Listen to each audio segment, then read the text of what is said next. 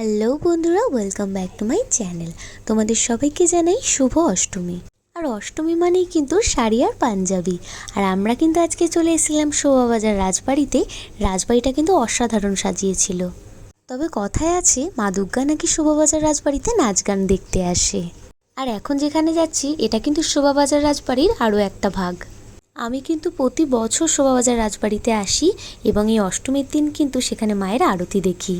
আর রাজবাড়ি আসবো, কাবাব খাবো না, এটা কিন্তু হতেই পারে না। এটা কিন্তু রাজবাড়ির একদম স্পেশাল কাবাব। একদমই রাজবাড়ির উল্টো দিকে একটা কাকু কাকিমা কিন্তু নিয়ে বসে। প্রথমেই নিয়ে নিয়েছিলাম রেশমি কাবাব, আর এটা খেতে কিন্তু জাস্ট অসাধারণ ছিল। তোমরা যারা যারা আসবে তারা কিন্তু কাবাবটা একদমই মিস করো না। এদিকে একটু চিজ বলও নিয়ে নিয়েছিলাম। তবে খাওয়া দাওয়া কমপ্লিট করে কিন্তু আমরা আর একটা রাজবাড়ি যাব। আর এই যে আমরা চলে এসেছিলাম লাটুবাবুর রাজবাড়িতে। এই রাজবাড়ির কিন্তু একটা সিক্রেট ব্যালকনি আছে, যেখানে কিন্তু আমি প্রচুর ফটো তুলেছি।